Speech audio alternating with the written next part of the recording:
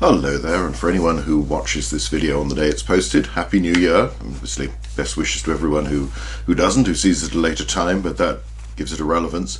It's the 1st of January 2025 this morning, and I thought we'd talk a little bit about how the Roman year began, particularly in the late Republic, the era of Pompey and Caesar and Cicero, the big figures that we tend to talk about rather a lot in that fascinating period as the Republican system collapses, accompanied by Augustus the cat meowing and obviously saying you can't get to the Principate soon enough. I've never been a big one for New Year myself. Christmas has always been a big deal in my family and still is. I feel that's exciting. Partly that's perhaps the small boy who looked forward to presents, but even though that's less of a deal as you become an adult, there's just something joyful about the season. I think as well, I'm not really a night owl, so staying up late to see the New Year in has never been a particularly attractive thing for me, but it's one of those festivals that's hard to ignore. You know, I live the other side of the road from a church with some very powerful bells that peal out at midnight for some time, apart from all the fireworks and other things that's going on, so you don't really have much choice about joining in with New Year. But for a lot of people it's a big deal, and obviously there's always been a much stronger tradition in Scotland and elsewhere where it really is something very important. For the Romans, again, dates like this had a significance not simply because the year was changing on, but obviously because it was fundamental to their political system. The Roman Republic, and again Gussie is obviously keeping on in showing his disapproval of this archaic way of doing things, so apologies for the non-cat lovers or anyone who... Oh, there we go. No, it's still going. The yowling descant that we'll have may just go on for as long as he feels like it. The Roman Republic is based around a 12-month political cycle. Now, we've got the other video I did a few days ago on the Roman calendar. From 153 BC, the Roman year began on the 1st of January. That was when the new year began. That was when the new consuls would take office and the year would be named after them. Before that, it had begun in March. That was the much older tradition, and it seemed to connect much more closely to the idea that the consuls would probably be leading armies, or in the early days, a little more than war bands, to go off and fight wars or raids or skirmishes with your neighbours. Bear in mind, early part of the 4th century, you have the siege of Veii that supposedly goes on for a decade. It's about 10 miles from Rome. It's very close. In the early days, most of the activity is very close to home, which means things happen at a faster pace. Again, if you go back to the one on the calendar, there's logic to the idea that when the new month of January was created and added with February to the 10 named months of the Roman year, and that's probably in the late regnal period, that the plan then was to start the year in January, but the upheavals that led to the creation of the Republic delayed this and then delayed it for centuries. People get used to things in the same way. The whole point of that video was to emphasize that we don't tend to think about why December means the 10th month, but it's actually the 12th. We're just used to it because as far as most people are concerned, what matters is, well, what are you doing that month? What work commitments, what other commitments do you have? And all of these dates, it's rather like we can get a little bit too carried away with the symbols on money and currency. And obviously in the ancient world, the surviving coinage, the slogans, the pictures tend to be interpreted as clear statements of the regime's public image, how it wished to be seen, and I'm sure that's right, and many of these messages were meant to reach a wide audience, but to what extent people spent time staring at the coins in their hand rather than simply using them, either storing them to think, well, I've got money, or spending them to buy things. A lot of people don't notice what's on the banknote. I was quite surprised a few days ago. For the first time I saw I think it was a £10 note with King Charles's face on it. All my life there's been a queen. There were still some coins of the old king, her father, in circulation when I was young, but those have long since gone, and it's always been the Queen's face on them. So there's a little bit of oh, that's unfamiliar, in the same way it doesn't yet come naturally to sing God Save the King, because throughout my life it's always been God Save the Queen. So you have to sort of stop yourself, because many of these things you do almost on autopilot. There's an element of habit about them. So the Romans did this, but in the middle of the 2nd century BC, they changed to the more familiar system where the consuls would take up office on the 1st of January. The outgoing consuls would lay down their office on the last day of December. So they were, technically they were still consuls until dawn on the 1st, because the day starts with sunrise. So you have the hours of daylight followed by the hours of night, rather than, our day starts as soon as the clock passes midnight, and you have darkness for the early part of it. For the Romans, the day starts with dawn.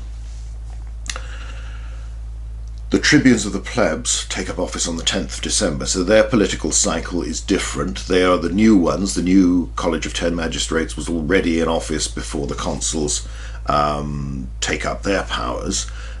It's a little bit like, Britain, again, we have a system where you have a general election and you have a new Prime Minister by the next morning, as long as the result's clear, which it always has been in my lifetime. And they're there. The old ones moved out, the new ones moved into Downing Street. That's partly because they're not head of state, but it's the same as reflected in Parliament. MPs don't have a few weeks when they've been voted out to keep doing things. Obviously, at the moment, it'll be another week or so. Around 6th, 7th January. That's the time when the new president in America will take up office. And you've had that period since the election in the autumn, whereby the next one is, but the old one still has power. The Roman system was more like that. The consular elections would be held usually in the very late summer or autumn, or normally the autumn. And so the successful candidates would be known. There were exceptions to this. There were years like 53 BC when there was rioting, disturbances, and the consular elections couldn't be held. And so you end up with magistrates being elected later in this uncertainty about it all. But generally speaking, in normal times, that was the pattern. So that everyone would know who the two incoming consuls were. We'll talk particularly about 59 BC with Julius Caesar and Calpurnius Bibulus, because again, they're familiar figures, Caesar in particular, and we have a few more details as to what's going on. All of this has to be pieced together from little fragments, because nobody sits down and says, well, this is exactly how the year starts. Everybody knew how it started, and the records were kept and everything was done. So begin slightly before dawn, where the incoming consuls, would go to a vantage point and look for auspices. The significant one was if you saw lightning, usually off to the left, that was the idea, that side of the sky, even a flash, anything that could suggest lightning, the favour of Jupiter Optimus Maximus, the thunderer, the Roman equivalent of Zeus, the head of the gods on Mount Olympus, showed favour, was a good thing. And even though Julius Caesar, Pontifex Maximus, but appears to be a fairly cynical man, perhaps is possible that maybe a little bit some would see him as more pragmatic. He doesn't seem to have been a deeply religious man in a formal sense.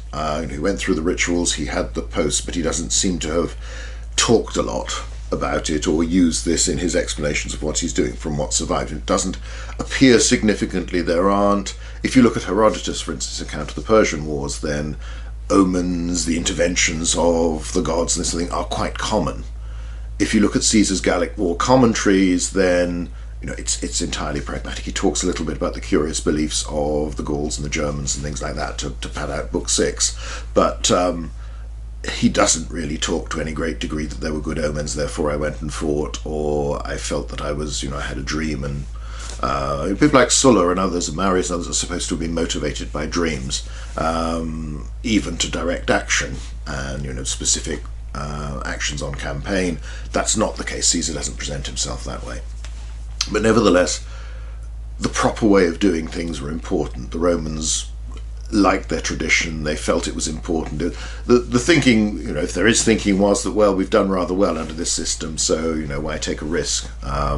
It's rather like, I've got to the stage with my son, when a child wonders whether or not there's a Father Christmas around to give the presents, or whether the presents are coming from Mummy and Daddy, there's often an element of doubt, though. If they have older siblings, they've usually been told about this, so learning. But if they haven't, if they're the oldest or they're an only child, then there's that element of, I'm pretty sure this isn't true, but if I'm 95% sure, do I want to take the 5% risk that I won't get presents if I don't believe and go through the motions? So there's an element of that, but also there are plenty of people for whom this is surely genuine. The consuls would go, they would try to spot lightning. Quite often somebody else, an official, say particularly the keeper of the sacred chickens of the shrine to Juno on the capital, the ones that in legend supposedly cackled and warned the Roman defenders when the Gauls were sneaking over the walls and allowed them to repulse them. He might say that he's seen lightning, and if somebody reasonably official and considered to be trustworthy claimed that they'd seen a flash of light or direct lightning, that was good enough. It would be recorded. Again, all of this is set down. All of this is written down. The Romans are great people from their records, probably much earlier than often is assumed. There's just a way, so someone will say, and in some ways that was even easier, because if he was wrong or even was lying and had made it up, then it wasn't the consuls who were to blame. They'd simply accepted in good faith the word of somebody considered to be reliable. Every year would begin with somebody seeing a flash of lightning or claiming to see a flash of lightning, because that was what was proper, because obviously Jupiter should approve of what the Romans were doing, and therefore that meant that everything could continue. It's a little bit of a two-edged sword, and will be for people like Caesar, because obviously there's the other rule that if you see a flash of lightning in the sky, you can't on that day assemble the people for a gathering, where one of the assemblies where they can vote on a law or do anything like that. And this will be a technique used by Caesar's opponents and other political rivals in different periods to try and delay legislation and block what's happening. But after that, then that sort of precursor, this assurance that, oh yes, everything's right, Jupiter's in his heaven and all's right with the world, and Rome is still the favoured city of Jupiter, best, greatest, Jupiter the Thunderer, of these things. The consuls would then go to their houses, don their official regalia. You have the toga praetexta, the purple bordered toga that marked them out as a magistrate. And in Caesar's case, on 1st January 59 BC, this would mean going to the Regia. The house of the Pontifex Maximus. Regia means palace. It was a building associated with the kings, a rather strangely shaped one on the edge of the Forum. You can see some traces of it today. It's not far, of course, ironically enough, from where Caesar's tomb would be. From there he would process out. He would have his lictors, these 12 attendants who carried the fasces, the bundle of rods with the axe in them, who would accompany him. There'd be other staff doing this, clerks, people like this. He would then walk, and for any Roman aristocrat this is going to be a short distance, because even if you're not like Caesar living in the Regia right smack in the middle of the heart of Rome, you're in one of the houses on the Palatine, the slopes of the Palatine or something like that. Everything is within a short distance. These are cities where it's designed that everyone can walk, but also many of the rituals come from the very early days when the cities were pretty small. So you walk from there and process up to the capital, the hill, the centre, the sort of the ancient citadel of Rome, like the Acropolis in Athens, though it's obviously less spectacular than that in terms of its slope, but it's still a substantial. Again, go there today, you get that good view out across the Forum. It's a significant hill. You would go there, you would take your seat on the curule chair, the folding chair with arms, that again, the seat of a magistrate. Probably both consuls would sit there at the same time. However, we'll come on to that in a moment, because only one really has precedence at any stage. Once you're there, you will have prayers to Jupiter, to some of the other gods. You will have sacrifices, usually white animals, bulls, that sort of thing, to Jupiter. Again, the year begins with ritual, with sacrifice, with prayer, with offerings, with this sense that the Romans confirming their special relationship with the gods, that they are divinely favoured, they are the people whose piety is most striking, and that is why they are successful. It is the gods who bless what they were doing, in the sense, and what they are doing is with the approval of the gods. So you'd go through this ritual stage, and then after that you could have public business, a public meeting. Quite often the Senate would assemble in the temple of Jupiter on the Capitol. Again, we always think of the Senate assembling in the Senate House. It does sometimes, when there was a Senate House, There was one in 59 BC. It hadn't yet been burnt down in rioting, but then there'd be a long period where there wasn't one. But very often they would be assembled and meet in a temple. Again, it's this link with the divine favor, doing things in the proper way, doing things with the approval of the gods, but it's also a practical thing that these are large buildings that can accommodate hundreds of people, and you can set up chairs on a temporary basis there. So the sort of, the stereotype Hollywood one, we've always got a Senate house with its stone seats and all this sort of thing, and it's that sometimes, but there are other things, and you have to wonder about how the seating was actually done. It's probably temporary or semi-temporary, the equivalent of putting out your folding chairs in a school hall at the moment now for a meeting of the parents' association or whatever it be, or a end of term assembly. In the case of 59 BC, this may well have happened on the 1st of January. If it didn't, it happened on the 2nd of January. Now, there are 2 consuls elected every year, and it's a college of magistrates, but the Romans do not expect them to operate as a sort of board of 2, jointly. They each have equal power and authority, but they alternate month by month. The idea never really was, with the exception of people like the censors, who are a team that work together, then each magistrate goes off and does his own thing. The others are a sort of balance or check his power on the basis that they have exactly equal power. So if he starts doing things, they can go and do the opposite, they can do it, but they can't tell him, no, you can't do that. And the 2 don't have to agree and say, well, this is what we're going to do. They are each independent. It's just the others balance by their sheer existence and the equality of their power, the individual. But the basic idea is that you want one person who can make up his mind and do things, rather than a committee, even a small committee of 2 that has to debate everything. And that therefore this is the way to get things done. So you have this considerable executive power, checked partially by the fact that colleagues have the same power as you, but that again, you do not have to get their approval, but they can reverse what you've done when it comes to be their turn. And of course the big thing is that once you're no longer a magistrate or a pro-magistrate, you can be prosecuted, put on trial, accused of doing things that were detrimental to the Republic or broke the law, or all this sort of thing, which of course is the whole context of the build-up to the Civil War in 49 BC, as will Caesar be subject to that sort of prosecution. So instead, the consuls alternate. So for each month of the year, one of them is the senior consul. Sometimes it's called prior or maius, sort of first or foremost or greater. And then for that month, that man is in charge. He is the one who summons the Senate. He is the one who presents things to the Senate. The other consul isn't active. He is there, he can express opinions, he can give advice, but he isn't doing things at the same time. Then at the end of the month, he gets his turn, and he does a month where he, again, is the one with precedence. In Caesar's case, Caesar is the senior one. Now, probably in the elections of the last autumn, Caesar had come first in the polls, was the one, and that's pretty certain. There is a little bit of evidence that whoever did come first was the senior consul, so was the one with precedence, was the greater one on the 1st of January, until on the 1st of February his colleague took over. But we're not entirely sure. There's not enough to say that that's definitely how it was done. There may have been other arrangements. People may even have agreed that, look, we'll do it this way, and you can be first and I'll go second.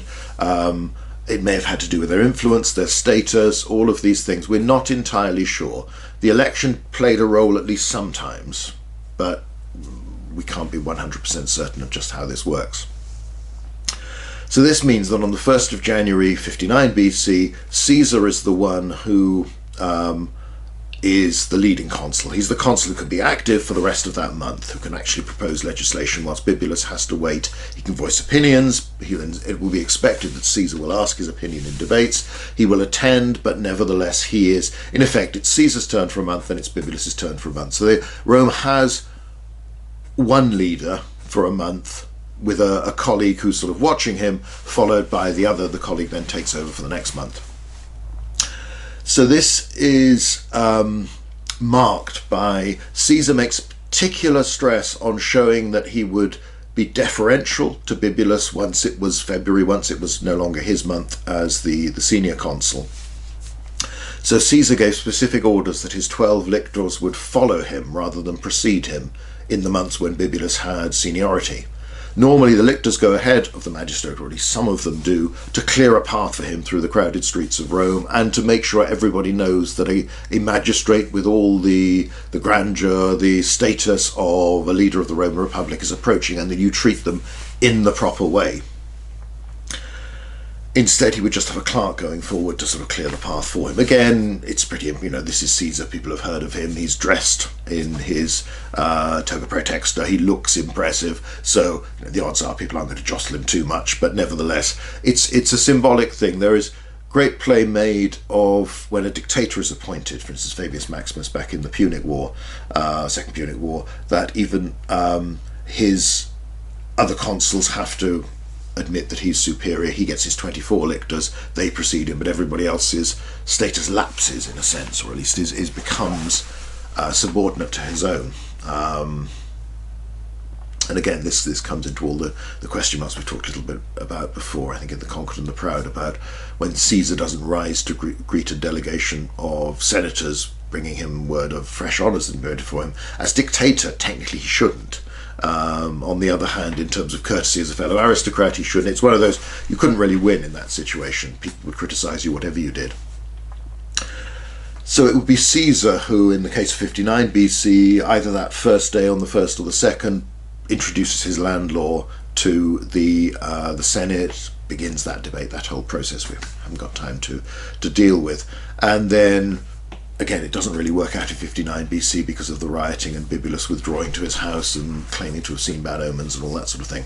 It breaks down. But this is the idea. Month on month, you'll alternate until at the end of the year, again, you come together. And again, there's that element of both of you participating in the sacrifices, the prayers, the offerings to mark the formal end of the year, and also presenting the account of your term of office that would go into the public records. Again, the Romans are big on their record keeping, even though sadly it's all been lost. We only get it indirectly through the hints from various historians and sources.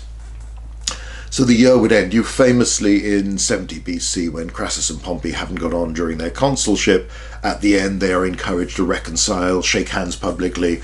Consuls could be bitterly opposed to each other. They could work together, but again, they don't do things as either the consuls. One consul presents, his colleague might choose to support him, might choose to stand aloof, might choose to oppose him. But it isn't done by the two consuls, it's done by one. So when a law is passed, it will be a Lex Julia, one of Julius Caesar's laws, or a Lex Calpurnia if Bibulus got one through, not the law of both. And so even though the year is called the consulship of Caesar and Bibulus, and jokingly the consulship of Julius and Caesar because Bibulus is so marginalised, and that's how the year will be remembered. The laws you pass are done, actions taken by you individually. So everything occurs in this 12-month cycle, depending on the period. In the early days before Sulla, consuls would often set out to war before the year was over, and they'd lead a campaign as consul, possibly extended as proconsul. Flamininus goes off and does this in the Second Macedonian War and was negotiating with Philip V until he hears that the consuls of next year are going somewhere else, and his command's been extended. Therefore, he prolongs the war, wins a victory, rather than sort of settling for less full success. Sulla wanted the magistrates to spend all their 12 months in Rome. Caesar actually spends another few months outside the city. Once your year ended, you crossed the Pomerium, because if you didn't, you would not have the imperium you needed to command an army as proconsul. And that's all pro praetor earlier, if you're at that level, whatever it might be. So you can be outside, close to Rome, in the same way that Pompey, once he receives his Spanish provinces, even though he never goes to Spain in the years building up to the Civil War, he is outside the formal boundary of the city. So people can consult him, but they've got to go to him. He can't come within without letting that right to command lapse. But mostly they will go off to provinces, although some, like Cicero after 63, gives up a province to his colleague because, for political reasons, but also he's not particularly interested in that. So Some, a minority, don't go out to a province. Most do, and depending on the period, they'll spend a year there, perhaps more years there. Caesar's command is exceptional. But that's the way it works. There's this ritual at every stage, and it's tied in. It's why when we talked about the calendar, there was this strong political element to it. And so that's the Roman year on which we base ours. So that's our little bit of history for today. I thought just a couple of minutes at the end, first of all, I'd like to thank everybody who's watched the channel in the last year and before that when we started, and especially those who liked videos and subscribed and all this sort of thing. I mean, we've got over 9,000 subscribers now, which is rather wonderful. My aim when I started this as an experiment was, well, maybe if I get to 10,000, that would make it a good use of time and worthwhile, and show that I was actually doing something people were interested in.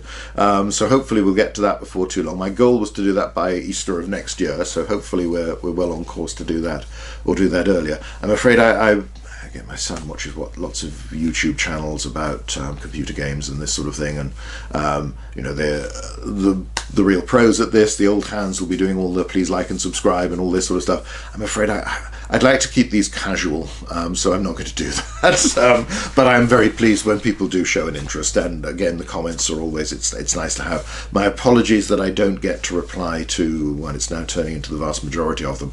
I'll do my best, and I'll try and respond, and especially when there are good ideas for, could you talk about this topic or this person, I'll try and do that at some point when I get a moment. After this one, we'll be going back for the next few months to one video a week. There may occasionally be an extra one if I have the time, but otherwise it'll be Wednesday morning, 6 a.m. British time. I'll post a new one. They'll form into the pattern of mostly. There'll be a Conquered and the Proud. There'll be an aspect more of Roman political history, probably a Roman army one another week, and then a media related one. So we'll finish off the first series of HBO's Rome during the course of the year. We'll then move on to something else, maybe do a film or two. I will do the Masada series, I will do I, Claudius. There's lots of stuff out there that we'll get around to doing, and maybe eventually we'll come back and do the second series of Rome, but I think I'll need a break before that. There will, every now and again, I'll break this pattern. I want to bring in, I haven't yet recorded the first one, but I hope to before too long. We're going to try, I'll do some chats and more of a conversation than a formal interview with historians, archaeologists, starting off with friends whose arm I can twist so that they'll spend the time to come on, and just talking about why they love studying these topics, how they got interested in the first place, what work they've been doing recently, whether it's excavating in terms of archaeologists, whether it's a book coming out, this sort of thing, ideas, just a talk. I thought that might be interesting to bring to the attention people who don't necessarily get onto YouTube or aren't so widely known, because they're very busy academics who don't publish as much as they probably should, or as we'd all like them to, because they've just got so much on their plate. So that will hopefully happen before too long. Another idea is some theme months. So I mentioned this in one of the other videos. I'll do one on Roman strategy and grand strategy. I'll do a month on that at some point, and it might be that all, or at least most of the videos in that month will be on that topic. I will do one on Roman cavalry and more in the various periods, and more broadly how cavalry operated on campaign, but particularly in battle, what's going on with all this sort of thing. I'm going to do something on Roman army bases, why we call the forts and fortresses these things, what sort of size they were, what went on there, what was the layout, where were they. We'll probably do a month on Hadrian's Wall at some point in the year. We'll do some others where maybe if I've got time to visit, we'll get some video footage at sites, but otherwise we'll be going on my photographs, and we'll sort of do a virtual tour, really. We'll talk around some sites, some well-known, some less well-known, that people might want to visit, to remind ourselves of, this is one type of evidence we've got today.